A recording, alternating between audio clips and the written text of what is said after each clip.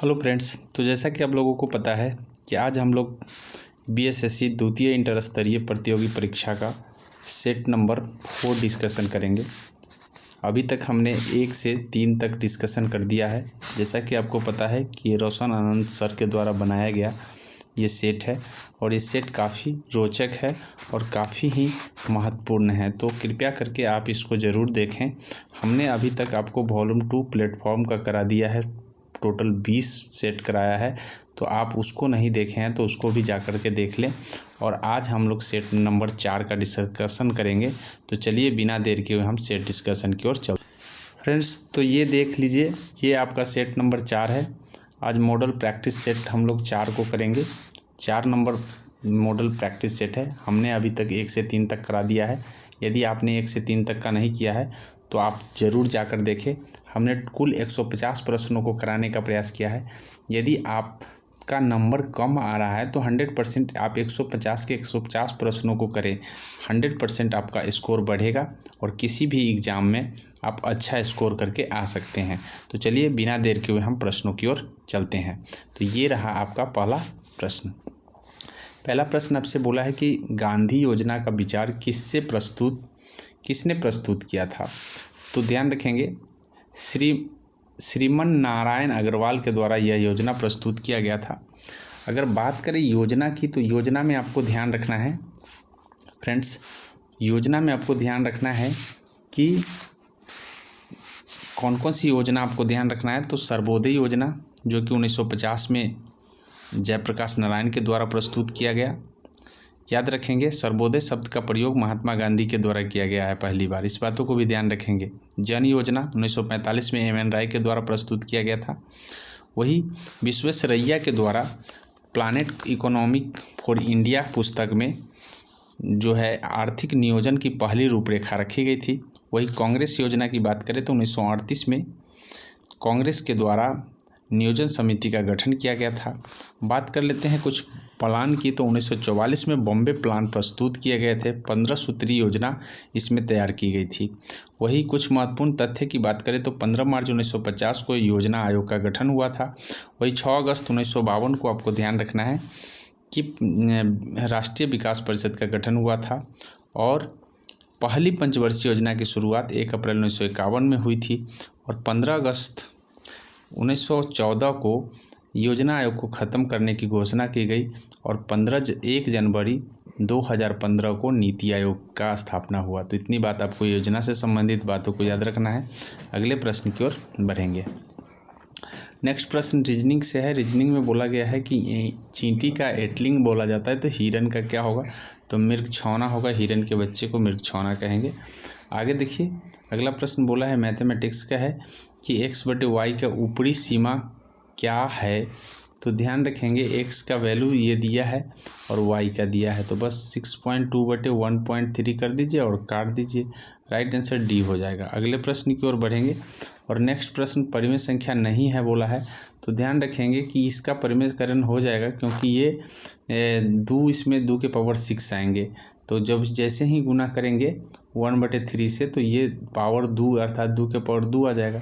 ऐसे करके यहाँ पे भी आपको ध्यान रखना है कि आ जाएगा, लेकिन यहाँ 2 के पावर 5 आएंगे और 5 3 4 से नहीं कटेगा, इसीलिए ध्यान रखिएगा कि ये अपरिमेय संख्या है। इस तरह से आपको अगला प्रश्न की ओर देखिए। अगले प्रश्न बोला निम्नलिखित में से कौन सा मौलिक अधिकार नहीं है। तो ध्यान रखेंगे, शिक्षा का अधिकार मौलिक अधिकार है, क्योंकि यह अनुच्छेद 21 क में वर्णित है।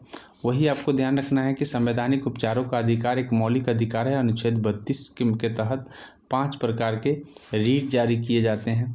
समानता का अधिकार 14 अनुच्छेद से लेकर 18 तक वर्णित है। वही काम करने का अधिकार आपको ध्यान रखना है कि ये नीति निर्देशक डीपीएसपी का भाग है, डीपीएसपी का भाग है। इस तरह से आपको ध्यान रखना है। राइट आंसर डी हो जाएगा। अगले प्रश्न की ओर बढ़ेंगे और नेक्स्ट प्रश्न है रीजनिंग से। रीजनिंग में देखिए, इसमें बोला है कि भाई इसके दर्पण इमेज क्या होगा। तो ध्यान रखिए कि दर्पण इमेज ढूंढने के लिए आप देखिए कि यहाँ ब्लैक इस साइड है, तो इमेज में ब्लैक इस साइड दिखना चाहिए। तो यहाँ पे दिख रहा है, यहाँ पे भी दिख रहा है और यहाँ पे भी दिख रहा है। लेकिन एक चीज़ आपको ध्यान रखना है कि एक चीज़ आपको ध्यान क्या रखना है कि यहाँ पे देख लीजिए कि ये नीचे की ओर है तो नीचे की ओर ही होगा, क्योंकि हमको दाएं से बाएं करना है ना कि ऊपर की ओर होना चाहिए। तो यहाँ देखिए ये ऊपर की ओर कर दिया गया है और यहाँ नीचे की ओर है और यहाँ भी नीचे की ओर है। तो ये आपको ध्यान रखना है कि ये तो होगा नहीं, क्योंकि यहाँ पे मिस्टेक कर दिया गया है ऑलरेडी, ये सेम टू सेम यहाँ दे दिया गया है, तो इसलिए ये नहीं होगा। और यहाँ पे देखिए कि यहाँ भी नीचे की ओर दिया गया है, तो यही दोनों में से हमारा कोई ऑप्शन होगा। अब यहाँ यही दोनों को आप देख लीजिए कि ये दोनों तरफ से रंगा गया है यहाँ, और यहाँ देखिए कि यहाँ पे देखिए कि जैसे ही ये इस साइड से रंगा गया है दोनों तरफ, तो इस साइड आ जाना चाहिए, तो इस साइड यहाँ आ गया है, इसलिए सी आंसर हो जाएगा। अगले प्रश्न की ओर बढ़ेंगे और नेक्स्ट प्रश्न नंबर आपका 7 है। बोला है निम्नलिखित में से किस उपकरण का उपयोग तरल पदार्थ के विशिष्ट गुरुत्व मापने के लिए होता है? तो हाइड्रोमीटर का प्रयोग विशिष्ट गुरुत्व मापने के लिए होता है। इस बातों को ध्यान रखेंगे फ्रेंड्स। और भी आपको कुछ मापने वाले यंत्र को याद रखना है। बैरोमीटर हवा की गति को मापता है। विस्कोमीटर श्यानता को मापता है। स्टेलेगोमीटर आपको ध्यान रखना है, ये तरल पदार्थ के तनाव को मापता है। कांच के उपकरण के तरल पदार्थ को जो है तनाव को मापता है। इस तरह से आपको ध्यान रखना है। ओडोमीटर जो पहिए की गति को मापता है। स्पीडोमीटर जो स्पीड को मापता है। पायरोमीटर उच्च ताप को मापता है। उसी तरीके से आपको ध्यान रखना है टेलीस्कोप दूर स्थित वस्तु की दूरी को मापता है। इस तरह से दूरी के देखने के लिए प्रयोग किए जाते हैं। आमीटर आपको ध्यान रखना है विद्युत धारा को मापता है। फेदोमीटर आपको गहराई को मापता है। इस तरह से आप ध्यान रखेंगे। 8 नंबर प्रश्न की ओर बढ़ते हैं और 8 नंबर प्रश्न बोला है कि निम्नलिखित में से कौन सा प्रभाव रमन प्रभाव के प्रकाशिक दृश्य। तो ध्यान रखेंगे कि इसमें बोला है कि रमन प्रभाव जो है प्रकाशिक दृश्य है, तो कॉम्पटन प्रभाव जो है ना रमन प्रभाव के प्रकाशिक दृश्य को बताता है। इस बातों को ध्यान रखेंगे।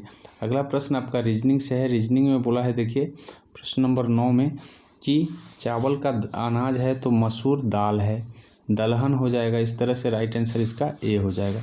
अगले प्रश्न की ओर बढ़ेंगे और नेक्स्ट प्रश्न नंबर आपका है 10। पृथ्वी का निकटतम ग्रह कौन सा है? तो पृथ्वी का निकटतम ग्रह आपको ध्यान रखना है, यहाँ पृथ्वी पूछा है ना कि सूर्य। सूर्य पूछता तो बुध हो जाता है, लेकिन यहाँ पे राइट आंसर ए होगा। शुक्र इसका राइट आंसर होगा। फ्रेंड्स बात कर लेते हैं थोड़ा ग्रह की। तो ग्रह जो है ना ये घूर्णन या परिभ्रमण ग्रह के जो है अपने कक्षा पर घूमना घूर्णन कहलाता है। ग्रह का सूर्य के चारों ओर चक्कर लगाना परिक्रमण कहलाता है। याद रखेंगे आकार के दृष्टि से सबसे बड़ा बृहस्पति ग्रह है, उसके बाद शनि है, फिर अरुण है, फिर वरुण है, फिर पृथ्वी है, फिर शुक्र है और मंगल है और बुध है।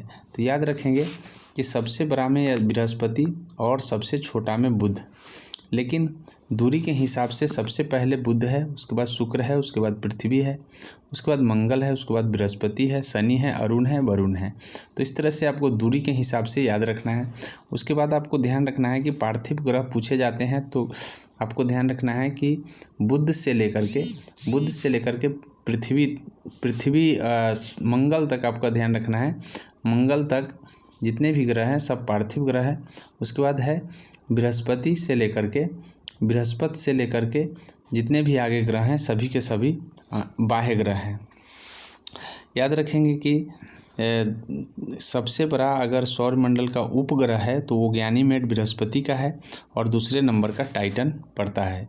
टाइटन ध्यान रखेंगे। अगले प्रश्न की ओर बढ़ते हैं। यहाँ पे बोला है कि कौन सा कंसेप्ट है। तो कंसेप्ट ये है कि 12 को 6 से गुना कर दिया, उसमें से 8 घटा दिया। तो ऐसा किस ऑप्शन में है? तो ऑप्शन नंबर बी में ऐसा ही आपको देखने को मिलेगा।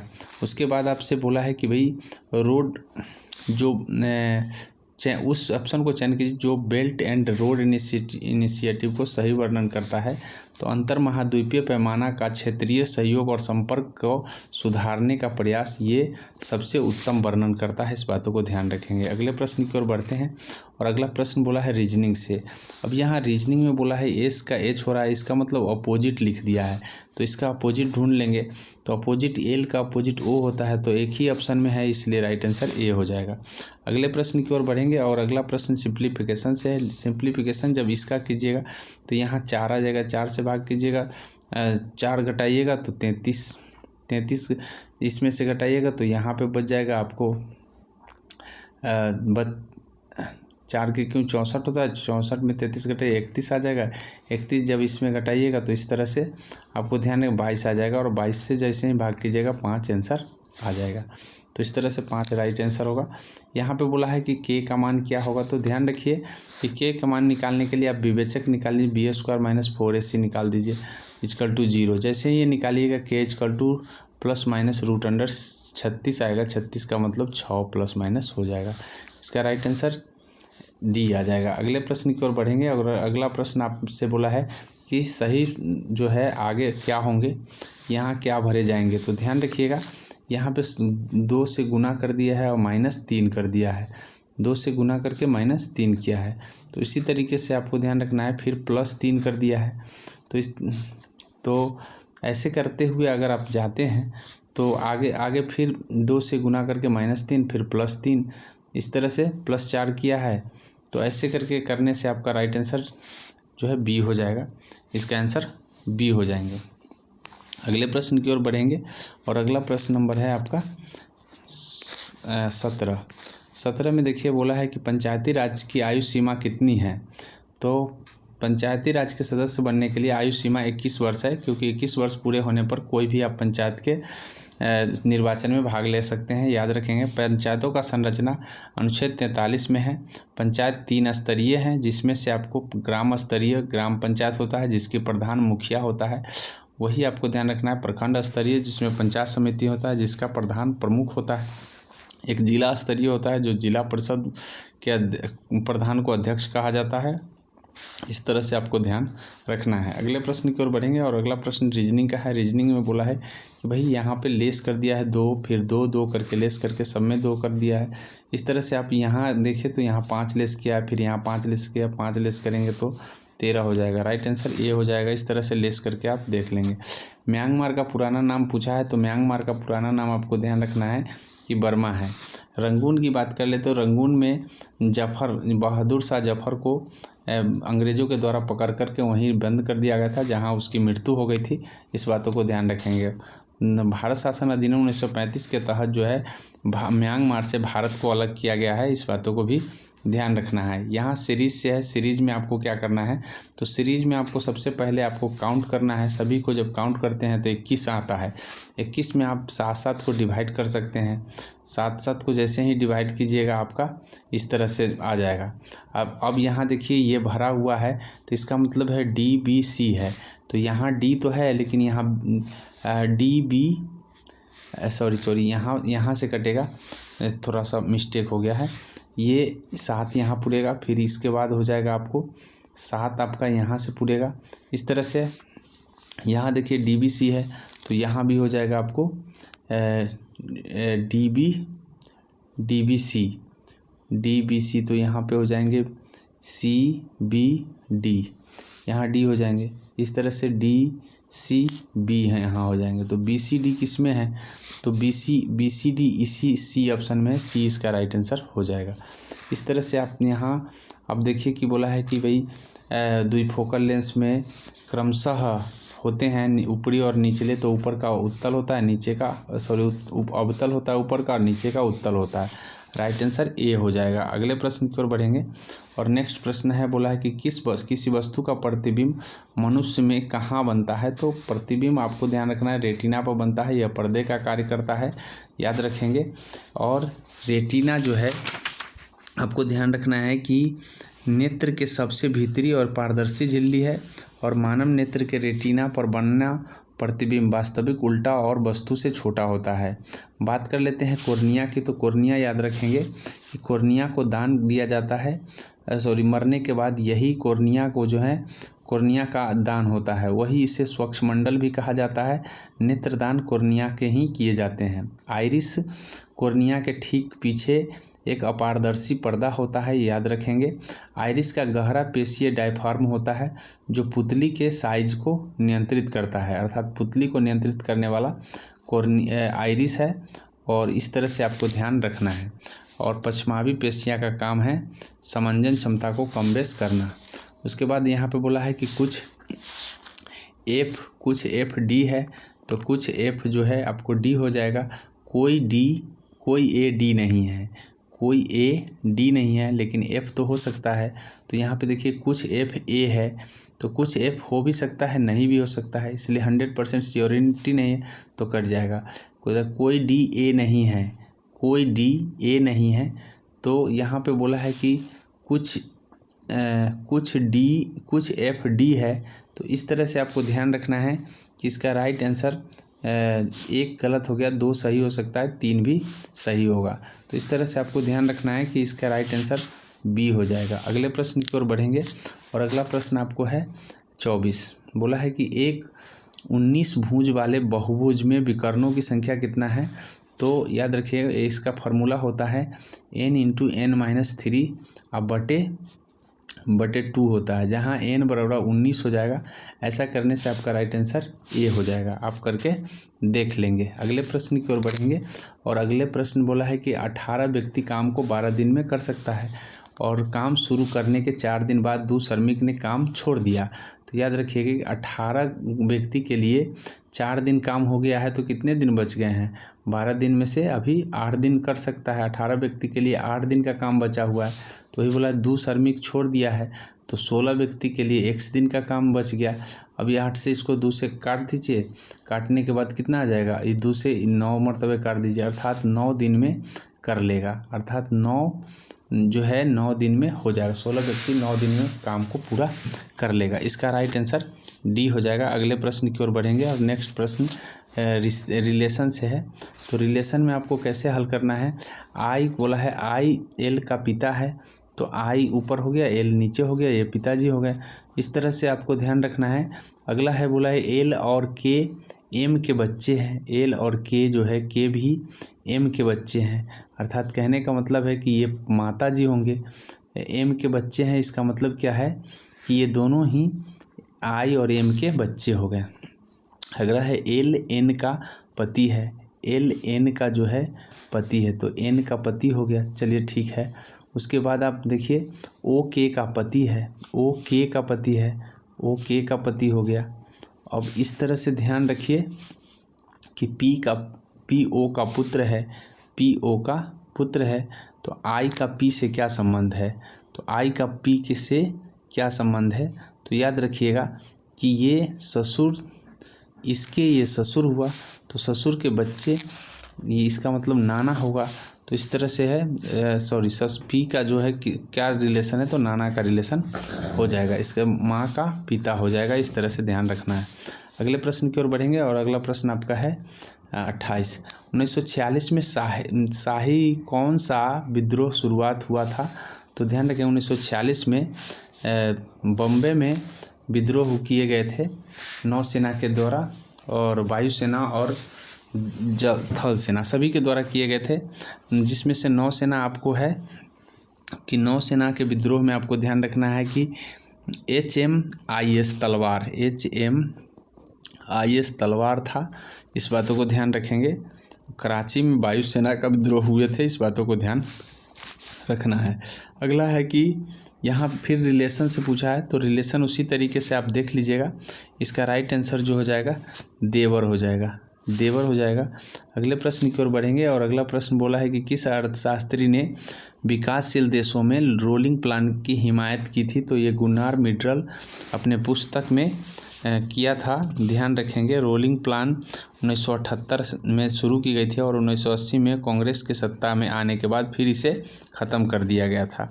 इस बातों को ध्यान रखेंगे। अगले प्रश्न की ओर बढ़ते हैं, और नेक्स्ट प्रश्न बोला है, यहाँ पे देखिए इस प्रश्न में थोड़ा सा कुछ मिसिंग लग रहा है, लेकिन हालांकि इसका आंसर जो है आप देख लेंगे। इसका आंसर जो दिया है भाई का दिया हुआ है, इस तरह से आप देख लेंगे। इस प्रश्न को आगे हम देखिए यहाँ पे है बोला है कि विकल्प में कौन सा आकृति रूप पूरा करेगा। तो यहाँ देखिए कौन सा पूरा करेगा सो पूछा है। तो ऐसे याद रखिएगा कि जैसे हम इसको ऐसे पूरा करते हैं तो पूरा करने के बाद इसको पूरा करते हैं, और इस तरह से ये जो है ये यहाँ से हमको ऐसे लगाना है। तो यहाँ से ऐसे लगाना थी तो पूरा कर दिया, ये गलत हो गया। और ये यहाँ से लगा तो दिया है, लेकिन ध्यान रखेंगे कि ये बीच में यहाँ पे इसको दे दिया है, ये गलत कर दिया है। इस तरह से राइट आंसर सी हो जाएगा। अगले प्रश्न की ओर बढ़ेंगे और नेक्स्ट प्रश्न है आपका, बोला है कि दिक् परिवर्तक का कार्य कौन करता है। तो विद्युत मोटर आपको ध्यान रखना है दिक् परिवर्तक का कार्य करता है। बात कर लेते हैं विद्युत मोटर की। तो याद रखेंगे कि विद्युत धारा के उत्क्रमित होने पर जो है यह जो है ना इधर उधर करने लग जाता है, इसीलिए दिक् परिवर्तक कहा जाता है। प्रत्येक आधे घूर्णन के पश्चात विद्युत धारा के उत्क्रमित होने का क्रम दोहराता रहता है। विद्युत मोटर एक ऐसा घूर्णन युक्ति है जिसमें विद्युत ऊर्जा को यांत्रिक ऊर्जा में बदल दिया जाता है। तो विद्युत मोटर विद्युत ऊर्जा को यांत्रिक ऊर्जा में बदलता है। बोला है कि वैद्युत प्रतिरोधकता निर्भर किस पर करती है, कि तार की किस पर, तो तार की प्रकृति पर निर्भर करती है। अगला प्रश्न आपका है सीटिंग अरेंजमेंट का है, तो आप इसको देख लेंगे। हम इसको आपको आंसर बता दे रहे हैं, यहाँ अभी करेंगे तो काफ़ी देर हो जाएगा। इस तरह से आपको यहाँ पे सीटिंग अरेंजमेंट से सवाल है, तो इसके राइट आंसर जो हो जाएंगे आपको ध्यान रखना है सी होगा। इसका राइट आंसर सी होगा।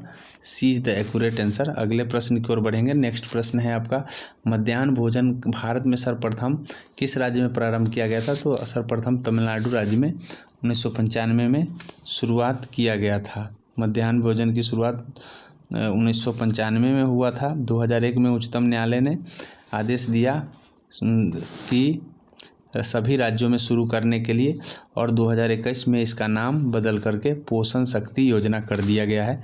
इस बातों को ध्यान रखेंगे। अगले प्रश्न की ओर बढ़ेंगे और अगला प्रश्न बोला है कि 6 व्यक्ति है जो कि 6 व्यक्ति का बैठाया जा रहा है। तो इस तरह से आपको ध्यान रखिएगा, जब इसको आप बैठाएंगे तो पहले सुमित आएगा, सुमित के बाद पीयूष आएगा, अमीश आएगा, आशुतोष आएगा, अनुभव आएगा और सैफ आएगा। यहाँ पूछा है कि आशुतोष के ठीक बाईं कौन होगा। तो यहाँ पे आशुतोष है, इसके ठीक बाईं आपको ध्यान रखना है अमीश हो जाएगा। इसका राइट आंसर सी हो जाएगा। इस तरह से ध्यान रखना है। अगले प्रश्न की ओर बढ़ेंगे। प्रत्येक माह की कृतिका अपनी आय का 30%, तो अपनी आय का 30% घर किराए में कर रहा है, 60% घरेलू खर्चा में कर रहा है, तो प्रत्येक माह में इतना बचत कर ले रहा है। तो यहाँ 70% हो गया। 70% के बाद आपको ध्यान रखना है, फिर 70% के बाद 60% खर्चा हो गया, तो 40% बच गया, तो बटे 40% हो गया। अर्थात बटे में यहाँ पे 1000 हो जाएगा, 10,000 हो जाएगा, और 10,000 बराबर इतना बटे 10,000 बराबर है 6300। जब इसको काटिएगा तो आपको कुल मासिक आय निकल करके आ जाएगा। इसका राइट आंसर आपको ध्यान रखना है कि सी हो जाएगा। इस तरह से आप काट करके निकालेंगे तो यहाँ पे एक्स यहाँ मान करके निकाल लीजिए, सी हो जाएंगे। अगले प्रश्न की ओर बढ़ेंगे और अगला प्रश्न आपका है कि एक आयत की लंबाई चौड़ाई का अनुपात दिया हुआ है, अर्थात लंबाई चौड़ाई अनुपात और इसका परिमाप क्या होता है, दोनों के जोड़ के 2 से गुना। जैसे ही 2 से गुना कीजिएगा तो ये 2 से कट जाएगा 48। अब यहाँ 4 यूनिट का मतलब 48 है, तो 1 यूनिट का मतलब 8 हो गया। अब लंबाई पूछा है तो 3 यूनिट का मतलब पूछा है तो 24 इसका राइट आंसर हो जाएगा। अगले प्रश्न की ओर बढ़ेंगे। विश्व का सबसे लंबा रेल मार्ग निम्नलिखित में से कौन सा है। तो विश्व का सबसे लंबा रेल मार्ग आपको ध्यान रखना है कि ट्रांस साइबेरियन रेल मार्ग जो है ना विश्व का सबसे लंबा रेल मार्ग है। कैनेडियन पैसिफिक रेल मार्ग, यह रेल मार्ग कनाडा के मॉन्ट्रियल शहर में वैंकूवर शहर को जोड़ती है। इस बातों को ध्यान रखना है। सेंट्रल पैसिफिक रेल मार्ग, यह रेल मार्ग न्यूयॉर्क के सैन फ्रांसिस्को के शहर को जोड़ता है। तो इस तरह से आपको ध्यान रखना है। अगले प्रश्न की ओर बढ़ेंगे और अगला प्रश्न बोला है कि जब 12 बजे दक्षिण की ओर इंगित करता है, तो 12 बजे आपको ध्यान रखना है कौन सुई है, मिनट की सुई। तो मिनट की सुई आपको ध्यान रखना है कि 12 बजे दक्षिण की ओर इंगित करता है। तो दक्षिण की ओर इंगित कर रहा है 12 बजे, तो 12 बजे इंगित कर रहा है दक्षिण, जबकि उत्तर की ओर होना चाहिए था, तो उत्तर के बदला दक्षिण कर रहा है। तो उसी घड़ी में दोपहर 3 बजे मिनट की सुई किस दिशा में को इंगित करेगा। तो 3 बजे मिनट की सुई ध्यान रखेंगे उत्तर की ओर ही रहेगा, और जब उत्तर की ओर मिनट की सुई रहेगा तो दक्षिण की ओर ही वो संकेत करेगा। तो इस तरह से ध्यान रखिएगा, इसका राइट आंसर ए ही हो जाएगा। अगले प्रश्न की ओर बढ़ेंगे, और अगला प्रश्न बोला है कि अजातशत्रु किस वंश के था। तो अजातशत्रु याद रखेंगे हर्यक वंश के थे। अजातशत्रु हर्यक वंश के थे, इस बातों को ध्यान रखना है।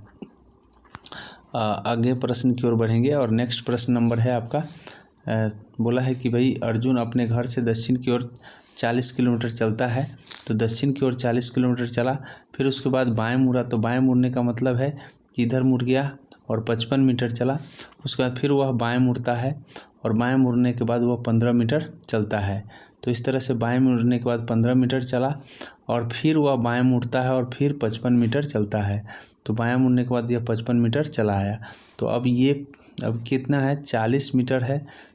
मतलब 15 कट गए, यहाँ से यहाँ तक 40 है, तो ये भी 40 हो जाएगा। अब ये 40 है तो इधर 25 बच गया, तो 25 मीटर दूर है। कितना दूर है वो, 25 मीटर। राइट आंसर डी हो जाएगा। अगले प्रश्न की ओर बढ़ेंगे। अगला प्रश्न बोला है कि लिफ्ट के छत से टकराना का मतलब है कि त्वरण का मान जी के मान से अधिक हो जाना। तो राइट आंसर जो हो जाएगा ये हो जाएगा। इस तरह से आपको ध्यान रखना है। अगले प्रश्न की ओर बढ़ेंगे। 0 डिग्री सेंटीग्रेड कितने डिग्री फ़ारेनहाइट के बराबर होता है। तो याद रखिएगा 0 डिग्री सेंटीग्रेड बोला है कि कितने डिग्री फ़ारेनहाइट के बराबर होता है। तो आपको पता होना चाहिए कि हम F-32 बटे 180 बराबर होता है C-0 बटे 100। अब यहाँ मान रख दीजिए 0 डिग्री सेंटीग्रेड है, तो इसका मतलब है C का मान 0-0 हो जाएगा। और यहाँ पे जो है F-32, पहले इसको काट दीजिए, काट देंगे तो यहाँ 5 आ जाएगा, यहाँ 9 आ जाएगा। तो इस तरह से आपको 9C = हो जाएगा 32 × 5, और इसके बाद आपको काट करके देख लेना है। इसका राइट आंसर जो हो जाएगा, आपको ध्यान रखना है कि जब इसको आप हल करते हैं तो 32 ही आ जाएगा, 32 ही आ जाएगा। इस बातों को ध्यान रखेंगे। काटने के बाद जो है यहाँ F-32 है, तो F-32 है, तो इस तरह से आपको ध्यान रखना है, F-32 हो जाएगा, F-32। तो इसको हल करने के बाद आपको 32 ही मिल जाएगा। तो इस तरह से अगला प्रश्न देखिए। अगला प्रश्न बोला है कि सीरीज में कौन सा आएगा। तो इसका सीरीज यहाँ पे देखिए, सीरीज ऑप्शन में देखने से आपको पता चल जाएगा कि कौन सा आएगा। तो इसका आएगा, आपको ध्यान रखना है कि डी आएंगे, डी जो है आएंगे, क्योंकि आपको ध्यान रखना है कि यहाँ पहले से यहाँ था ये, तो यहाँ पे आ गए, यहाँ जो यहाँ था वो यहाँ आ जाएगा। इस तरह से डी आंसर हो जाएगा। अगले प्रश्न की ओर बढ़ेंगे। स्वतंत्र भारत के प्रथम गृह मंत्री कौन थे। तो स्वतंत्र भारत के प्रथम गृह मंत्री सरदार वल्लभ भाई पटेल थे। इस तरह से आपको ध्यान रखना है। यहाँ पे बोला है कि आकृति कितनी घन है। तो कितनी घन है यहाँ देख लीजिए, 1 2 3 4, 4 इधर से नज़र आ रहा है, 5 6 के बाद आपको ध्यान रखना है कि 3 यहाँ नज़र आ रहा है, 9 1 यहाँ 10 और 11 और 12। इस तरह से ध्यान रखेंगे कि 12 नज़र आ रहे हैं। अर्थात कहने का मतलब है कि यहाँ 1 2 3 4 ये हो गए, यहाँ पे ये नहीं होगा, ये नज़र आ रहा है, 12 टोटल होंगे। तो इस तरह से इसका राइट आंसर 12 हो जाएगा। अगले प्रश्न की ओर बढ़ेंगे, और नेक्स्ट प्रश्न बोला है कि भाई इसका वैलिड क्या होगा। तो ऐसे के वैलिड निकालने के लिए 3/5 कर लीजिए, फिर 7/8 कर लीजिए, फिर 2/3 कर लीजिए, और इसको काट लीजिए। 3 से 3 कट गया, इस तरह से 2 से 4 दूना 8 कट जाएगा। अब इसके पास कितना बचा। तो यहाँ देखिए ऊपर बच गया है 7, नीचे बच गया है 4 पंचे 20। अब यहाँ पे 2 से यहाँ गुना कर दीजिए, और यहाँ पे 3 से गुना कर दीजिए। ऐसे परिस्थिति में आपको 2 से 10 मरतबे काट दीजिए, 7/10, 7/30 आ जाएगा, 7/30 बी में है। बी आंसर इसका राइट आंसर हो जाएगा।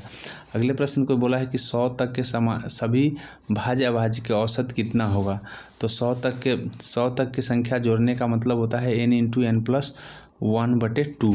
अर्थात यहाँ n अगर 100 रखा जाए तो 100 + 101/2 हो जाएगा। 50 से काट देंगे तो गुना करने पर 50 आ जाएगा। लेकिन हमसे बोला है कि यहाँ पे बोला है 100 तक के सभी अभाज्य और भाज्य, एक न भाज्य है न अभाज्य है तो एक हट जाएगा इसमें से, तो 50 49 आ जाएगा। 50 49 में जब 99 से भाग करेंगे तो यह 51 निकल के आ जाएगा। राइट आंसर ये होगा। अगले प्रश्न की ओर बढ़ेंगे और यहाँ सीरीज से है। सीरीज में देखिए क्या कहा है। सीरीज में बोला है कि 2 से 5 हो जा रहा है, 5 से 13 हो जा रहा है, 13 से 29 हो जा रहा है। तो यहाँ देखिए कितने अभाज्य संख्या छोड़े गए हैं, एक अभाज्य संख्या छोड़े गए हैं। फिर उसके बाद ये जैसे ही ये यहाँ देखेंगे तो 7 और 11 2 अभाज्य संख्या छोड़े गए हैं। फिर इसी तरीके से यहाँ देखिए तो 3 अभाज्य संख्या छोड़े गए हैं। तो अब 4 अभाज्य संख्या छोड़ करके लिखना है। 4 अभाज्य संख्या छोड़ करके जैसे ही लिखेंगे वैसे ही आपको ध्यान रखिएगा कि इसका राइट आंसर जो हो जाएगा, प्रश्न नंबर आपका हो जाएगा डी, अर्थात 47 इसका राइट आंसर हो जाएंगे। कौन कौन छूट गया है तो यहाँ याद रखिएगा 31 छूट गया है, उसके बाद 37 छूटा है, उसके बाद 37 उस तरह से 43 छूट गए हैं और 47 लिखे गए हैं, 4 छोड़ करके लिख दिया गया है। इस तरह से अब यहाँ प्रथम आंग्ल सिख युद्ध का वर्णन किस वर्ष हुआ था, तो प्रथम आंग्ल सिख युद्ध जो है ना हुए थे 45-46 में, वही दूसरा 49 में हुआ था। इस तरह से आपको ध्यान रखना है। अगला बोला है कि कौन इसमें जो है पूरा करेगा आकृति को, तो ध्यान रखिएगा कि यहाँ पे देखिए ये ऐसे किया है तो इधर यहाँ ऐसे, यहाँ पर भी ऐसे हो जाएंगे। तो ऐसे किस में है, तो ऐसे आपको यहाँ देखिए ये वाला जो है ना लाइनें पर दे दिया है, ये कोना पर दिया है, कोना पर लाना है। तो इस तरह सी आंसर हो जाएगा। अगले प्रश्न की ओर बढ़ेंगे और अगला प्रश्न, जब जिंक धातु को कॉपर सल्फेट में घोल में मिलाया जाता है तो क्या होगा, तो जिंक ऑक्साइड जब कॉपर सल्फेट के विलयन में मिलाया जाएगा तो यह जो है जिंक सल्फेट बन जाएगा। क्या बन जाएगा, जिंक सल्फेट। इस तरह से आपको ध्यान रखना है। अगले प्रश्न की ओर बढ़ेंगे। इथेनॉल इथेन में परिवर्तित करने के लिए डिहाइड्रेशन एजेंट के रूप में डैश का उपयोग किया जाता है। तो डिहाइड्रेशन एजेंट के रूप में आपको ध्यान रखना है कि यह जो है ये सांद्र सल्फ्यूरिक अम्ल के प्रयोग किए जाते हैं। उसके बाद आपको देखिए ये मैप से है, इमेज से है। इमेज में देख लीजिए कि इमेज में कौन आएगा, तो ये ध्यान रखिए बी ऐसे बनेगा। अब ऐसे ऑप्शन में कहाँ कहाँ दिए गए हैं, तो ऐसे ऑप्शन में आपको ध्यान रखना है एक यहाँ दिया है, एक यहाँ दिया है, इसलिए ये दोनों आपका गलत हो गया। अब इसी को देख लीजिए बढ़िया से जो आएगा, तो यहाँ आर के बाद 7 है, आर के बाद 7 के बाद यहाँ पे आर के बाद 7 के बाद 9, तो 9 जो है आपको ये उल्टा कर दिया है, जो कि उल्टा नहीं करना चाहिए। इसका राइट आंसर बी हो जाएगा। अगले प्रश्न की ओर बढ़ेंगे और अगला प्रश्न देखिए कि महत्तम समवर्तक क्या होगा, तो ऊपर वाला का मौसा नीचे वाला का लौसा करना है। ऐसा करने से 2/81 आ जाएगा। अगले प्रश्न की ओर बढ़ते हैं और अगला प्रश्न देखिए, एक थैले में लाल गेंदे हैं जिसका अनुपात दिया गया है और अनुपात दिया गया है, तो यहाँ पे देखिए अब 12 डालने से क्या हो जा रहा है, 1:2। तो 1:2 यहाँ लिखेंगे, 15 दूना 30 हो जाएगा और 26 हो जाएंगे। दोनों का अंतर कितने का, 4। तो 4x बराबर हो जाएगा 12, काट देंगे तो 3 आ गया। अर्थात कहने का मतलब बोला है कि लाल गेंदों की संख्या, तो लाल कितना है 15 के अनुपात में है, तो 15 या 45 कितने हो जाएंगे, 45। इसका राइट आंसर 45 हो जाएगा, ए आंसर हो जाएगा 45। अगले प्रश्न की ओर बढ़ेंगे और नेक्स्ट प्रश्न में बोला है कि डू शब्द का क्या होगा, तो डू शब्द को ढूंढने के लिए आपको सबसे पहले यहाँ डू दिया हुआ है और इट फास्ट, तो फास्ट यहाँ दिए, फास्ट से फास्ट कट गए, फास्ट से फास्ट कट गए, तो इसका मतलब एमओ से एमओ कट गया। उसके बाद फिर है, अब यहाँ देखिए ईट से ईट कट गया, ईट से ईट कट गया, तो क्या बचे हैं, यहाँ ईट से ईट कट गए, तो गा से गा कट गए, गा से गा कट गए। इसका मतलब डू का जो बचा चाह, तो चाह इज द एक्यूरेट आंसर हो जाएगा। अगले प्रश्न है, थर्ड वर्ल्ड शब्द का उपयोग संदर्भ किस लिए है, तो विकासशील देशों के लिए थर्ड वर्ल्ड का प्रयोग सही है। इस बातों को ध्यान रखें, इसका राइट आंसर ए हो जाएगा। अगले प्रश्न की ओर बढ़ेंगे और अगला प्रश्न बोला है कि सही भाषा पहचानना है, तो यहाँ देखिए ये इसका लिखा क्या जा रहा है, ये सबसे पहले आपको पहचानना है। तो पहचानेंगे तो आप पाएंगे कि सबसे पहले यहाँ देखिए 60 का प्रश्न है और 60 में आपका राइट आंसर जो हो जाएगा ए हो जाएगा। ये कैसे होगा, तो ये ध्यान रखिएगा कि इसको निकालने के लिए आपको ध्यान रखना है कि पी का एम लिखा है, -3 कर दिया, -3 सब में -3 करके निकाल देना है। अगले प्रश्न की ओर बढ़ेंगे। संख्या बोला है कि ज्ञात करना है, तो संख्या ज्ञात करने के लिए आपको ध्यान रखना है ये दोनों का गुना कर दीजिए और गुना करने से उसका वर्गमूल आ जाएगा। उसका वर्गमूल जो है 48 नहीं, ये दोनों का गुना करने से वर्गमूल 48 आ जाएगा। एक मिनट ऐसे करना है। रूट अंडर इसका करेंगे और इसमें गुना कर देंगे। इसका रूट अंडर करने 24 आ जाएगा, इसका रूट अंडर करेंगे 48 आ जाएगा। राइट आंसर ए हो जाएगा। इस तरह से आपको ध्यान रखना है। अगला, गंगैकोंड चोलपुरम का निर्माणकर्ता कौन है? तो राजेंद्र प्रथम हो जाएगा। इस बातों को ध्यान रखेंगे। इसने गंगैकोंड चोलपुरम का उपाधि धारण किया था। बात कर लेते हैं हम चोल शासकों के अन्य के बारे में। तो राजराज प्रथम को याद रखेंगे। राजराज प्रथम श्रीलंका के विजित प्रदेशों को चोल साम्राज्य का एक नया प्रांत बनाया था। और उसके बाद आपको ध्यान रखना है कि बंगाल के पाल शासक महिपाल को पराजित करने वाला शासक राजेंद्र प्रथम है। इस बातों को ध्यान रखें। राजराज प्रथम ने शैव धर्म का अनुयायी था। इस बातों को ध्यान रखेंगे। अगले प्रश्न की ओर बढ़ेंगे और अगला प्रश्न नंबर है आपका 63 में बोला है कि भाई यहाँ पे डैक्स का क्या मतलब होगा। तो डैक्स के मतलब निकालने के लिए सबसे पहले आप यहाँ देखिए, गेट से गेट कट गया तो यहाँ पे है मैक्स से मैक्स कट गया, मैक्स से मैक्स कट गए। उसके बाद आपको डैक्स का ढूंढना है तो इसका मतलब जैक्स का आ जाएगा, तो डैक्स का आपको खुद आ जाएगा। तो जैक्स यहाँ इसमें जैक्स है, यहाँ भी जैक्स है, जैक्स से जैक्स कट गए। इसका मतलब बिल से बिल कट गए। तो स्वाभाविक है कि यहाँ डैक्स के लिए ही लिखा है। He is the accurate answer हो जाएगा। 63 का आपको हो जाएगा सी। अगले प्रश्न की ओर बढ़ेंगे और अगला प्रश्न वर्गमूल से पूछा है। तो वर्गमूल आपको निकालने आता है, आप निकाल देंगे। नहीं भी निकालने आता है तो यहाँ देखिए 2 बांटते हैं तो 43 में भाग करना है। तो कितने से लगेंगे? 6 से। 7 से तो लगा नहीं सकते हैं, तो 6 से किस में लगा हुआ है? यहाँ लगा है, यहाँ लगा है। ये दोनों ऑप्शन कट गए।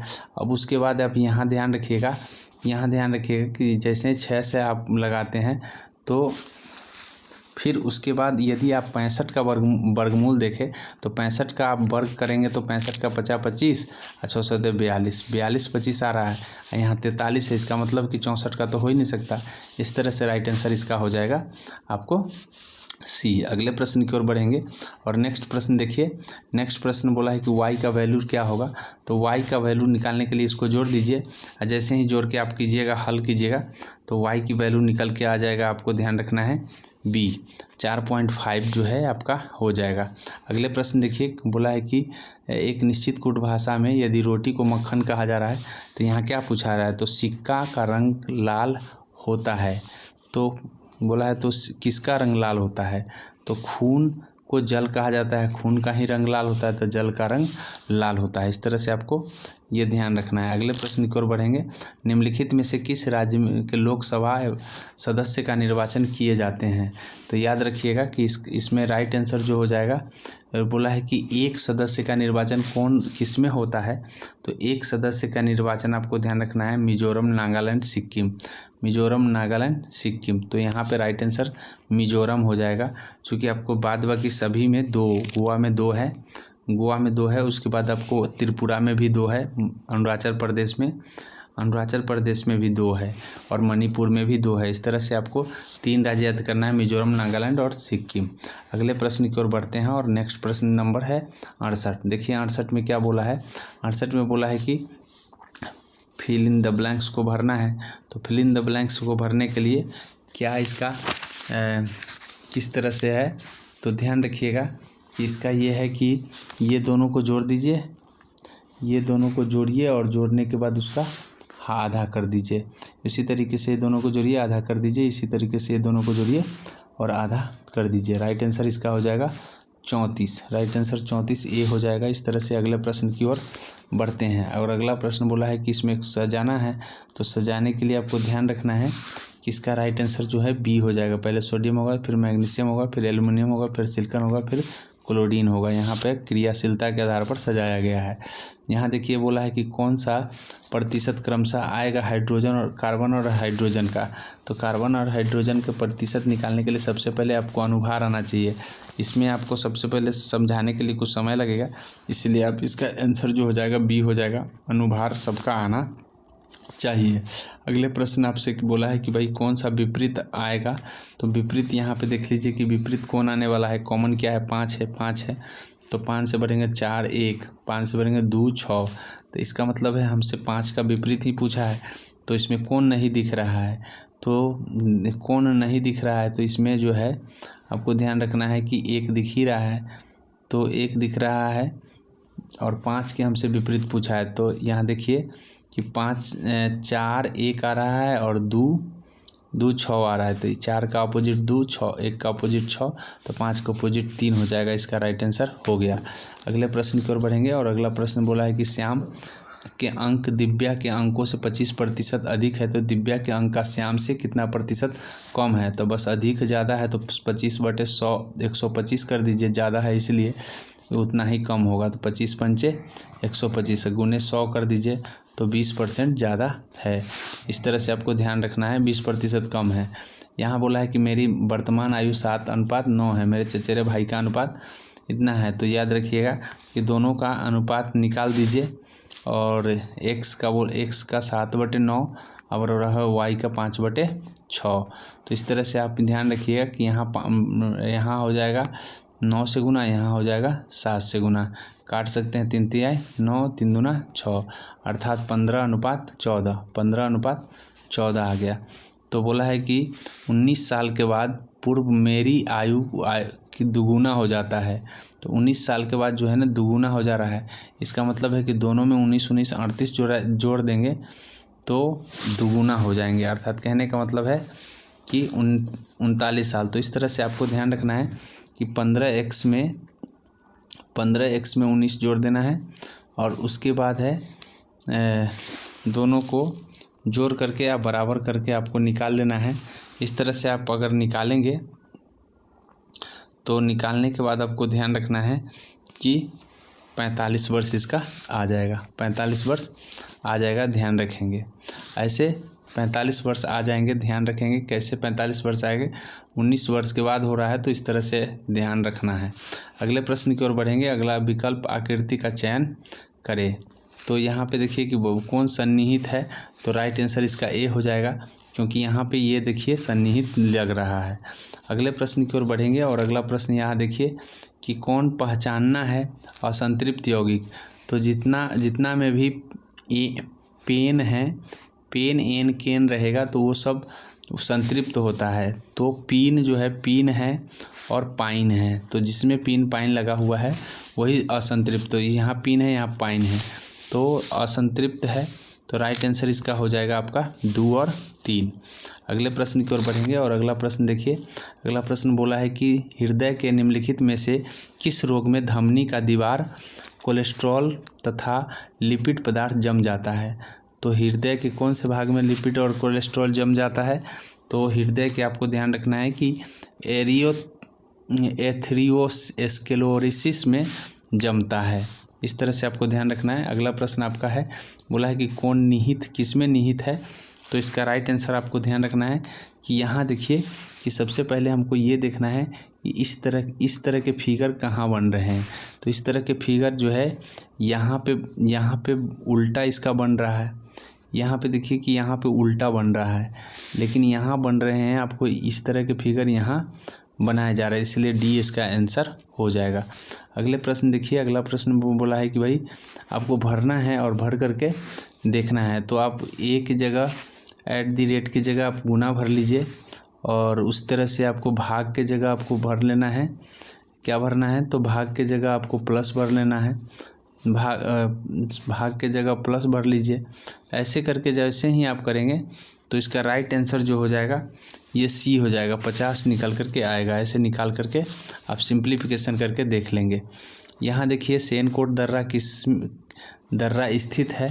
तो याद रखेंगे कि सेनकोट दर्रा जो है आपको तिरुवनंतपुरम और मदुरई को जोड़ता है। सेनकोट दर्रा तिरुवनंतपुरम और मदुरई को जोड़ता है।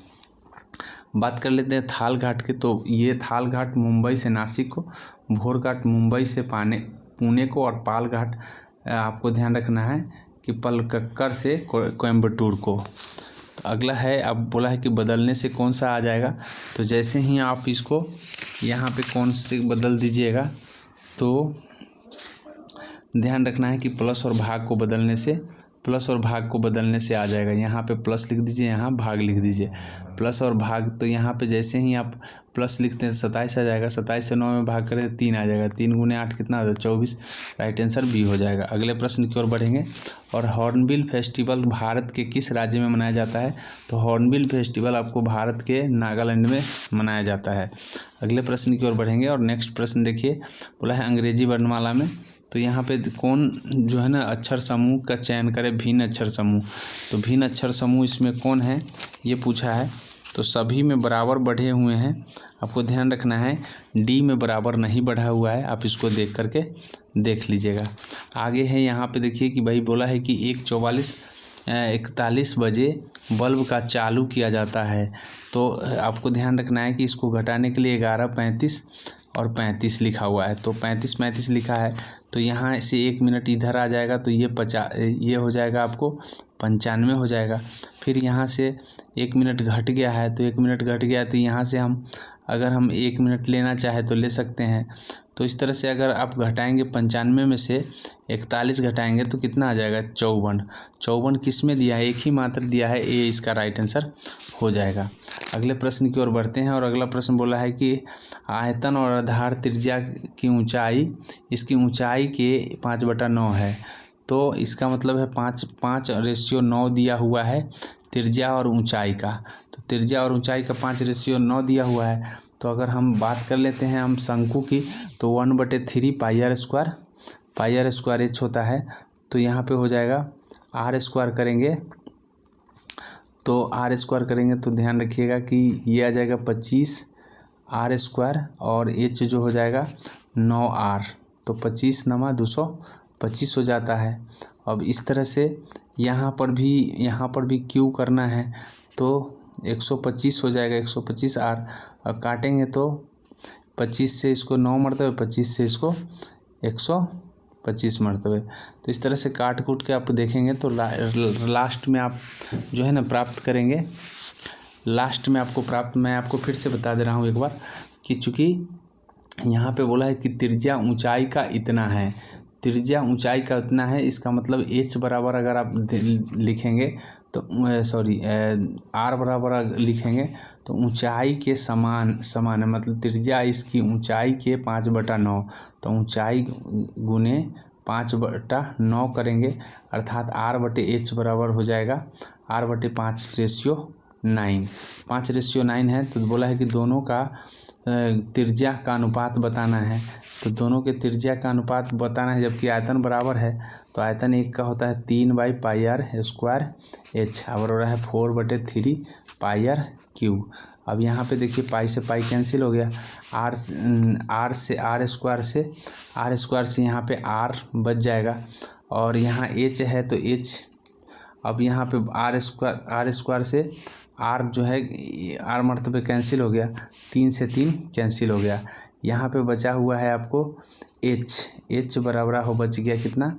h बराबर है, आपको ध्यान रखना है कि 4r बचा हुआ है 4r। अब 4r बचा हुआ है तो h की वैल्यू क्या है? h की वैल्यू हम अभी आपको बताए हैं कि h और r की रेशियो जो है यहाँ पे h/r रेशियो दिया गया है। तो h/r रेशियो हमको बताना है। इस तरह से आप h/r रेशियो निकाल सकते हैं। तो अगले प्रश्न की ओर बढ़ेंगे। यहाँ पे राइट आंसर जो हो जाएगा 84 का। तो 84 का राइट आंसर आपको ध्यान रखना है कि बी हो जाएगा, B is the accurate answer. अगले प्रश्न की ओर बढ़ेंगे और अगला प्रश्न उस शब्दों को चयन करें जो भिन्न है। तो यहाँ पे भिन्न में बोला है कि तालमेल, आम सहमति, तो सब तो एक ही है, नापसंद अलग हो जाएगा। मनुष्य के कान के बाहरी हिस्से को क्या कहते हैं? तो कर्ण पल्लव कहते हैं बाहरी हिस्से को। अगले प्रश्न में बोला है कि जल के कैल्शियम और मैग्नीशियम के घुलनशील लवण होते हैं, क्या कहलाते हैं? तो इससे हम कठोर जल, जिसमें ऐसा होगा वो कठोर जल कहलाएगा।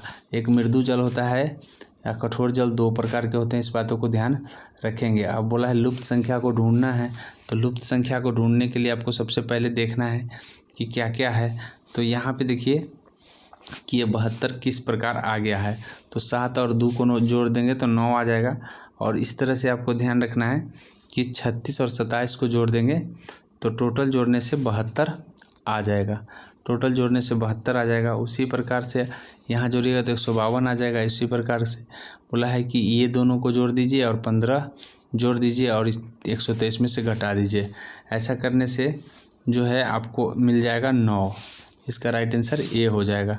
अगले प्रश्न की ओर बढ़ेंगे और अगला है अलग शब्द चयन करें। तो चयन करना है अलग शब्द।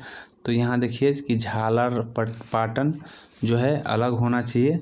इसका राइट आंसर जो है झालर पाटन हो जाएगा। सभी गुजरात में है, ये झालर पाटन गुजरात में नहीं है। अगला प्रश्न यहाँ देखिए कि भारतीय अर्थव्यवस्था के क्षेत्र में उत्पादकता सर्वोच्च है। तो उत्पादकता सर्वोच्च आपको ध्यान रखना है। परिवहन, संचार और वाणिज्य का जो है उत्पादकता सर्वोच्च है। इस तरह से आपको ध्यान रखना है। अगला प्रश्न है अलग शब्द चयन करना है। तो हैदराबाद यहाँ पे सभी के सभी राजधानी है, औरंगाबाद राजधानी नहीं है। किस विद्वान ने कांग्रेस के वार्षिक सम्मेलन में 3 दिन का तमाशा कहा है? तो अश्विनी कुमार दत्त ने 3 दिन का तमाशा बाल गंगाधर तिलक, मेढक की तरह टटराने वाले और लाला लाजपत राय। उसके बाद है बंकिम चंद्र चटर्जी। बंकिम चंद्र चटर्जी का भी कुछ उपाधि है, आपको ध्यान रखना है। उन्होंने कहा था कि कांग्रेस पदों के भूखे हैं। इस तरह से आपको ध्यान रखना है। अगला प्रश्न है कि संख्या उगम जो भिन्न है, तो भिन्न में आपको स्क्वायर करके या क्यूब करके 12 जोड़ दिया है। उसके बाद आपको ध्यान रखना है कि 6 का क्यूब करके आपको 6 जोड़ना है। तो ये सही है। यहाँ पर भी वही बात है, 11 का क्यूब 31 होता है और जोड़ देना है। यहाँ पे गलत किया है। यहाँ पे जो है 343 प्लस 3 करेंगे 50 आएगा। राइट आंसर डी हो जाएगा। इस तरह से अगले प्रश्न की ओर बढ़ेंगे और अगला प्रश्न देखिए, बोला है कि एक कार 4 सेकंड 25 मीटर। तो यहाँ पे बोला है कि औसत चाल निकालना है। औसत चाल निकालने के लिए सबसे पहले आपको क्या करना है कि सबसे पहले आपको कुल दूरी बटे कुल समय निकाल देना है। अब कुल दूरी बटे कुल समय, कुल दूरी क्या है 25 और 15 40 हो गया। और कुल समय क्या है, तो कुल समय 4 सेकंड और 25 सेकंड है। तो 4 सेकंड और 2 सेकंड 6 सेकंड। बस इसको डिवाइड कर देना है। डिवाइड करने से आपको 6.67 आ जाएगा। कुल दूरी बटे कुल समय औसत होता है। उसके बाद है 6% साधारण ब्याज की दर से। बोला है कि 6% साधारण ब्याज की दर से इतने वर्ष में। तो ये 20 3 23/4 आ रहा है। 23/4 में जैसे ही आप 6 से गुना कीजिएगा तो 2 तिहाई 6 और यहाँ 2, यानी कि 69/2। तो लगभग आपको 70 के नज़दीक में है। 70 के आधा है, अर्थात 35%। किसका 35% बढ़ाएंगे जिससे इतना आ जाएगा। तो यहाँ पे देखिए 2400 का अगर 30% निकालते हैं तो 720 आ जाता है। और 720 जैसे ही इसमें जोड़ेंगे तो इसका मतलब 3120 आ जाएगा। और जैसे ही 5% निकालेंगे तो ये पूरा का पूरा 3228 आ जाएगा। तो इस तरह से 2400 यहाँ पे राइट आंसर ये हो जाएगा। अगले प्रश्न की ओर बढ़ेंगे और नेक्स्ट प्रश्न देखिए कि संसद के प्राक्कलन समिति होते हैं। तो संसद के प्राक्कलन समिति अस्थायी अध्यक्ष होते हैं। इस बातों को ध्यान रखना है। अगले प्रश्न की ओर बढ़ेंगे और नेक्स्ट प्रश्न देखिए कि दिए गए संख्याओं में श्रृंखला में प्रश्नवाचक का स्थान क्या होगा। तो यहाँ पे देखिए क्या है इसका किस तरह से अपनाया गया है। तो सबसे पहले यहाँ पे देखें तो 3 बढ़ गया है, फिर 4 बढ़ गया, 3 4, इसी तरीके से आपको 4 के बाद 9, 9 के बाद 16, 16 के बाद यहाँ पे 27 बढ़ना चाहिए। 16 के बाद 27, किस हिसाब से 27 बढ़ेगा।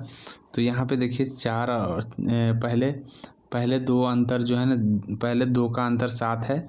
फिर यहाँ पे देखिए अगले भी 11 और 7 18 है। तो इस तरह से ध्यान रखिएगा कि अगले दो का अंतर जो है, अगले 11 और 18 को देखिए तो 11 18 हो जाएगा। पहले 9 है, 9 के बाद 7 3 का अंतर है, 3 के बाद 4 का अंतर है, 4 के बाद आपको 7 का अंतर है, 7 के बाद उस तरह से ध्यान रखिएगा। 1 मिनट मैं आपको फिर से बता दे रहा हूँ। आपको यहाँ देखिए सबसे पहले यहाँ देखिए ये कितने का है 3 के बाद कितना है 4 के बाद कितना है 7 के बाद कितना है 11 के बाद कितना होना चाहिए, तो 11 के बाद आपको 18 होना चाहिए। 18 के बाद कितना होना चाहिए 29। तो ये ध्यान रखिएगा कि पहले कितने का अंतर हुआ, पहले 7 का, फिर 7 4 जो है 4 3 7 7 और 11 7 18, ऐसे करके जोड़ते हुए 11 18 29, इस तरह से आपको यहाँ 27 आंसर कितना हो जाएगा। तो यहाँ देखिए कि 45 हो जाएंगे। 27 के बाद जो है 45 हो जाएंगे, क्योंकि 18 बढ़ेगा तो 45 आ जाएगा। ऐसे देख लीजिएगा आप इसको करके, 45 का राइट आंसर हो जाएगा। उस संख्या का चयन करें जो भिन्न है। तो इसमें हो जाएगा, आपको ध्यान रखना है कि भिन्न संख्या जो है 177 है। क्यों 177 भिन्न है? क्योंकि 11 के गुणज है, अन्य सभी 11 के गुणज है, ये 11 के गुणज नहीं है। अगले प्रश्न की ओर बढ़ेंगे और अगला प्रश्न आपको सजाना है। तो सजाने में सबसे पहले आपको क्या देखना है, 3 और 1 को।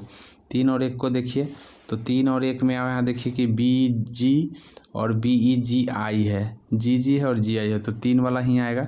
तो ये 1 वाला जो है ना कट गया, 1 वाला कट गया। इस तरह से आप 2 और 1 में देख लीजिए कि कौन पहले आने वाला है, तो BEH है और 2 और 1 में BEGI, तो I से पहले H आता है तो 2 वाला आएगा।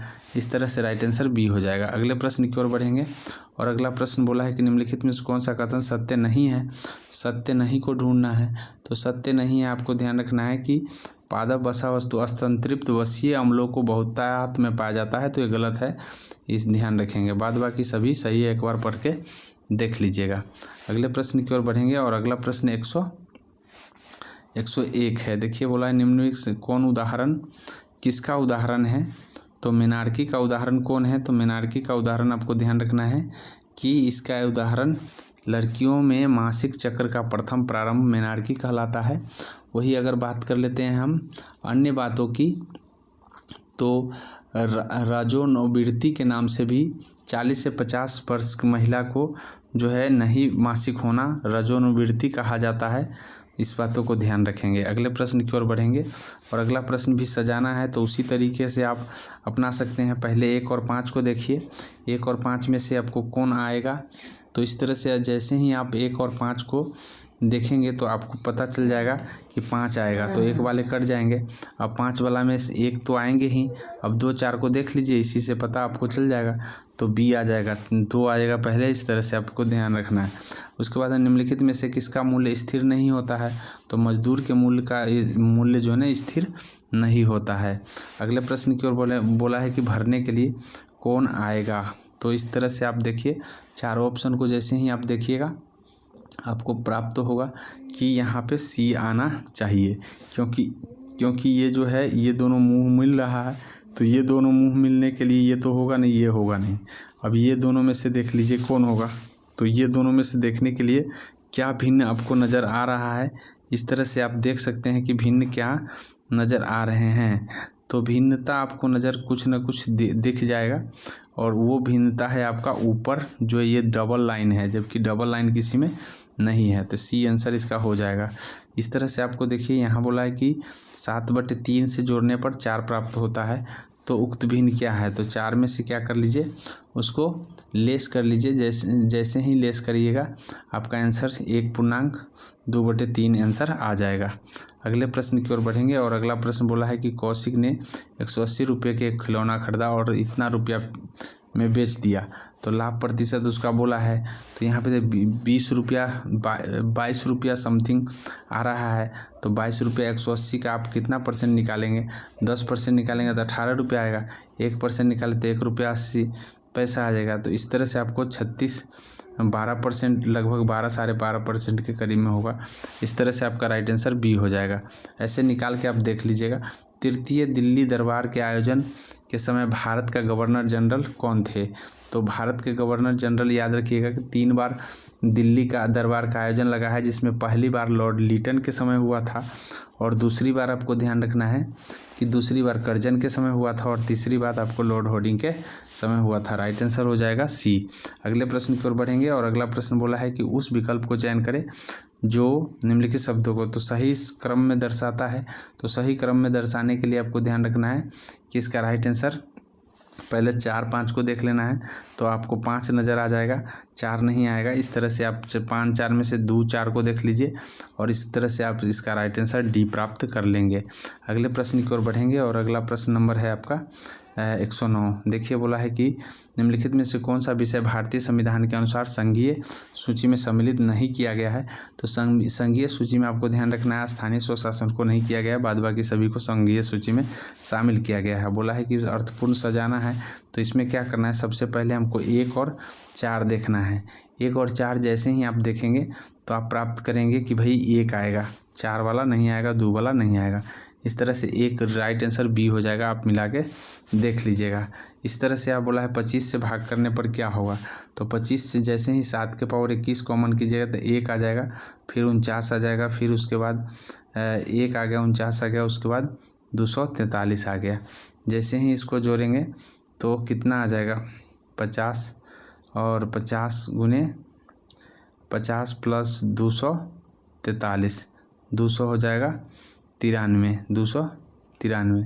इस तरह से आपको ध्यान रखना है कि कितना आएगा, 1 7 49 343 होगा, 343 होंगे, 343 1 49 1 होगा, उसके बाद है 7 के पावर 1, 7 के पावर 1 होगा। यहाँ कॉमन करेंगे तो यहाँ पे 7 के पावर 1 होगा, 7 के पावर 2 होगा, 7 के पावर 3 होगा। तो यहाँ पे ध्यान रखिएगा 7 और जुड़ जाएगा तो यानी कि 300 आ जाएगा। कितना आ जाएगा, 300 नहीं 400, 343 होता है तो 400 आ जाएगा। 400 इसका मतलब 25 से भाग देने पर पूरा पूरी कट रहा है तो 0 शेष आ जाएगा। राइट आंसर डी हो जाएगा। इस तरह से ध्यान रखेंगे। अगले प्रश्न की ओर बढ़ जाते हैं। नेक्स्ट प्रश्न क्या है, नेक्स्ट प्रश्न बोला है कि भाई समिता 6 दिनों में बिक्री कार्यक्रम को धनराशि दी गई परंतु उसे 4 को दिनों में बढ़ा दिया गया। तो याद रखिएगा कि 6 दिन के लिए मिला है 100 रुपया तो इतना रुपया आएगा, लेकिन 4 दिन बढ़ा दिया तो 100/6 4 हो जाएगा 10 बराबर में 56। जैसे ही इसको x की वैल्यू निकालेंगे तो x की वैल्यू आपको ध्यान रखना है कि x की वैल्यू कितना आएगा। तो निकालने के क्रम में आप निकाल के देख लीजिएगा, इसका राइट आंसर 840 हो जाएगा। अगले प्रश्न की ओर बढ़ते हैं और नेक्स्ट प्रश्न है आपका 113 में बोला है कि लुप्त संख्या को ढूंढना है। तो लुप्त संख्या को ढूंढने के लिए आपको ध्यान रखना है कि इसका राइट आंसर जो हो जाएगा सी हो जाएगा 255। कैसे है कि 7 दूना 14 + 1, 15 दूना 30 + 1 इस कंसेप्ट में है। तो इस तरह से आप ध्यान रखेंगे। अगला बोला है कि परागकण किस में पाए जाते हैं। तो परागकण आपको परागकोश में पाए जाते हैं। इस तरह से आपको ध्यान रखना है। आरएनए में थाइमिन की जगह क्या होता है, तो थाइमिन की जगह यूरेसिल, अर्थात आरएनए में यूरेसिल नहीं, आरएनए में यूरेसिल होता है, वहीं आपको डीएनए में थाइमिन होता है। इस तरह से आपको ध्यान रखना है। अगले प्रश्न की ओर बढ़ेंगे और अगला प्रश्न बोला है कि भाई कौन सीरीज आएगा। तो सीरीज आपको ध्यान रखना है कि इसमें राइट आंसर जो हो जाएगा आपको डी हो जाएगा, डी नंबर सीरीज आएगा। इस तरह से यहाँ देखिए ये डी हो जाएगा, क्या कर रहा है, डी हो जाएगा। इस तरह से ध्यान रखिएगा। अगले प्रश्न की ओर बढ़ेंगे और अगला प्रश्न नंबर हो जाएगा आपका 117। भारत में नियाग्रा जलप्रपात कहाँ है। तो नियाग्रा जलप्रपात चित्रकूट में है। अगला प्रश्न है आपका रीजनिंग का। देखिए बोला है कि क्या आएगा, तो इसमें जो आएगा आपको ध्यान रखना है कि 141 कंसेप्ट क्या है। तो कंसेप्ट ये है कि दोनों को जोड़ देना है और जोड़ने के बाद 158 आ जाएगा, 158। इस तरह से इसको जोड़ दिएगा 209, इसको जोड़ दिएगा 141। अगले प्रश्न की ओर बढ़ेंगे। इंग्लैंड में किस वर्ष में ग्लेशियर रिवॉल्यूशन का क्रांति आया था। तो 1858 में यह 1868 में 1800 इसका राइट आंसर 1888 में आया था। इस बातों को ध्यान रखिएगा। लुप्त संख्या को ढूंढना है। लुप्त संख्या कैसे ढूंढेंगे, तो लुप्त संख्या को ढूंढने के लिए आपको ध्यान रखना है कि ये जो है इसका स्क्वायर करके जोड़ देना है, घटा देना है, सॉरी इसका स्क्वायर करके घटा देना है, इसका स्क्वायर इस तरह से स्क्वायर करके घटाना है। तो याद रखिए 880 है, यहाँ 31 आ जाएगा, 31 इसका राइट आंसर हो जाएगा। अगला है जिनके बीज फलों के अंदर नहीं होते हैं। तो नहीं होते हैं तो नो स्पर्म हो जाएगा। नो स्पर्म का मतलब जिम्नोस्पर्म। अगले प्रश्न है परिवर्तनशील विनिमय दर की स्थिति में भारतीय रुपये मूल्य में गिरावट को क्या कहा जाता है। तो मूल्य ह्रास, रुपये का मूल्य ह्रास कहा जाता है। अगले प्रश्न की ओर बढ़ेंगे। सम्राट जेम्स प्रथम का राजदूत सर टॉमस रो किस मुगल शासन के दरबार में आया था? तो जहांगीर के शासनकाल में सर टॉमस रो आया था। एक समूह में 5 छोटी संख्याओं के मध्यमान 18 है। तो यहाँ पे बोला है कि भाई कौन सा आएगा? 8 बड़ी संख्याओं का मध्यमान क्या आएगा? तो 8 बड़ी संख्याओं का मध्यमान यहाँ पे 5 का बोला 18 है, 13 का बोला है 20 है। तो गुना कर लेंगे दोनों में, इसका गुना कर लेंगे और गुना करके उसके बाद डिवाइड हम कर देंगे। डिवाइड करने से आपको मिल जाएगा। आपको ध्यान रखना है यह जो है आपको मिलेगा 21.25। अगले प्रश्न की ओर बढ़ेंगे। निम्नलिखित में से रस्किन बॉन्ड का पुस्तक कौन है? तो रस्किन बॉन्ड का पुस्तक द गोल्डन ईयर्स हो जाएगा, रस्किन बॉन्ड के पुस्तक है। इस तरह से मेजर ध्यानचंद खेल रत्न पुरस्कार में कितनी राशि दी जाती है? तो 25 लाख रुपया अब हो गया है, पहले 15 लाख था। अगले प्रश्न की ओर बढ़ेंगे और अगला प्रश्न, इंडिया एक्सप्रेस के नाम से किस खिलाड़ी को जाना जाता है? तो याद रखेंगे कि PS एन भूपति को इंडिया एक्सप्रेस के नाम से जाना जाता है। दक्षिण पूर्वी रेलवे का क्षेत्रीय मुख्यालय कार्य, तो दक्षिण पूर्व हो या पूर्वी का हो, दोनों का कोलकाता मुख्यालय पड़ता है। उसके बाद बिहार का प्रसिद्ध सोनपुर पशु मेला का प्रारंभ कब किया जाता है? तो ये कार्तिक पूर्णिमा को किया जाता है। अफ्रीका के परमाणु हथियार मुक्त क्षेत्र संधि डैश कहलाती है? तो इसको हम पेलिंडवा क्या कहते हैं? तो हम इसे क्या कहते हैं? ध्यान रखेंगे, इसे हम ट्रोपेक्स संधि के नाम से जानते हैं। ट्रोपेक्स संधि नहीं, इसे हम पेलिंडेवा संधि के नाम से जानते हैं। पेलिंडेवा संधि के रूप में हम इसे विख्यात जानते हैं। किसे forest man of the India कहा जाता है? तो फॉरेस्ट मैन ऑफ इंडिया मरेंत्सु योगनाथ नहीं बल्कि जादव प्यांग को फॉरेस्ट मैन ऑफ इंडिया कहा जाता है। Water man of the India याद रखेंगे, राजेंद्र सिंह को वाटर मैन ऑफ इंडिया कहा जाता है। वही tiger man of India Kailash श्रृंखला को कहा जाता है। वही आपको ध्यान रखना है कि forest man of India Jadav Payeng को कहा जाता है। Missile man of India APJ Abdul Kalam, satellite man of India Udupi Ramachandra Rao, toilet man of India Bindeshwari Pathak. इस तरह से आपको ध्यान रखना है। अगले प्रश्न की ओर बढ़ेंगे।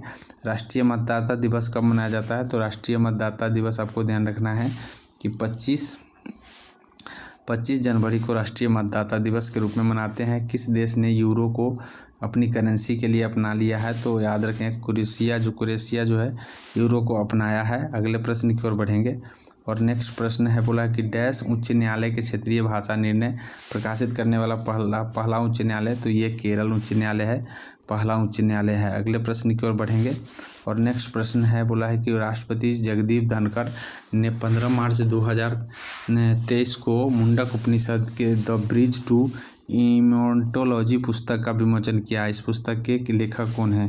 तो इस पुस्तक के लेखक आपको ध्यान रखना है डॉक्टर कर्ण सिंह हैं। अगले प्रश्न है कि भाई 16 मार्च 2023 को 2027 के लिए फीफा अध्यक्ष, तो फीफा के अध्यक्ष कौन बनेगा? तो फीफा का अध्यक्ष आपको ध्यान रखना है जियानी इन्फेंटिनो को बनाया गया है। साइकिलिंग फेडरेशन ऑफ इंडिया के अध्यक्ष किसे चुना गया है? तो साइकिलिंग फेडरेशन ऑफ इंडिया के अध्यक्ष आपको ध्यान रखना है कि यह जो है पंकज सिंह को चुना गया है। अगले प्रश्न की ओर बढ़ेंगे और अगला प्रश्न नंबर है आपका 39 को देखिए।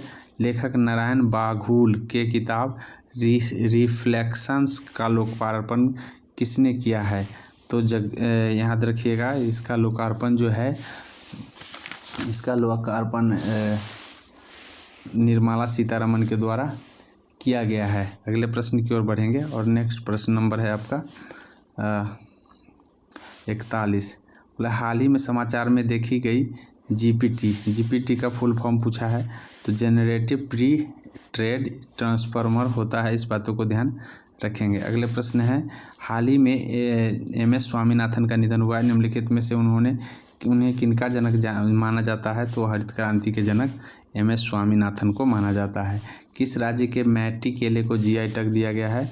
तो ये जो है आपको ध्यान रखना है कि असम के असम के नहीं, यह जो है ये तमिलनाडु के मैटी केले को जीआई टैग मिला है। मनुष्य की उंगली के आकार का से बड़ा है थोड़ा सा, और इसे बेबी बनाना के नाम से भी जाना जाता है। अगले प्रश्न की ओर बढ़ेंगे।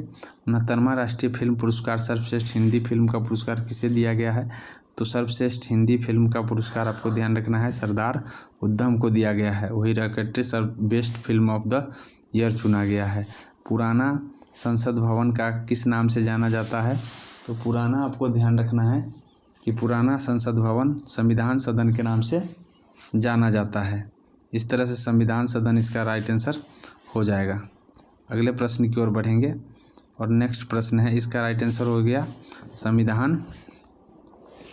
संविधान सदन। अगले प्रश्न की ओर बढ़ेंगे और कृषि खाद्य उत्पादन क्षेत्र में अभूतपूर्व योगदान के लिए नॉर्मन बोरलॉग फील्ड पुरस्कार किसे दिया गया है? तो स्वाति नायक को दिया गया है नॉर्मन बोरलॉग पुरस्कार। आगे है, हाल ही में सरपंच संवाद मोबाइल ऐप का अनावरण कहाँ किया गया है? तो सरपंच संवाद मोबाइल ऐप जो है ये असम में किया गया है। इस बातों को ध्यान रखेंगे। अगले प्रश्न की ओर बढ़ेंगे और नेक्स्ट प्रश्न नंबर है 47। हाल ही में बिहार के किस नगर निगम ने आम लोगों के लिए कैश फॉर बेस्ट योग प्रारंभ किया है? तो ये किया है पटना नगर निगम। अगले प्रश्न की ओर बढ़ेंगे। भौतिक नोबेल पुरस्कार 2023 से विजेता कौन है? तो ये सारे विजेता हैं, याद रखिएगा, फेरेक और कोसेज, पियर ऑगस्टिन और एन हुलियर। उपयुक्त सभी हो जाएंगे। अगले प्रश्न की ओर बढ़ेंगे। सोपानी ग्लेशियर किस राज्य या प्रदेश में है? तो सोपानी ग्लेशियर आपको ध्यान रखना है कि यह जो है आपको जम्मू कश्मीर राज्य में सोपानी ग्लेशियर है। यहाँ पे सियाचिन ग्लेशियर है, बोल्टेरो ग्लेशियर है और मिलाम ग्लेशियर है, उसका गंगोत्री है, जेमू है, रूपाल है, सारे ग्लेशियर है। उसके बाद बोला है कि ऑक्सीजनेटेड वाटर किसे कहा जाता है? तो याद रखेंगे कि वे जो है हाइड्रोजन पेरोक्साइड को ऑक्सीजनेटेड वाटर कहा जाता है। तो इस तरह से हमने कुल 150 प्रश्नों को आपको करा दिया है।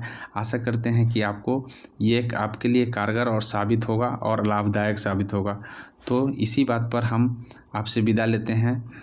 खुश रहिए, मस्त रहिए और पढ़ाई करते रहिए। जय हिंद, जय भारत।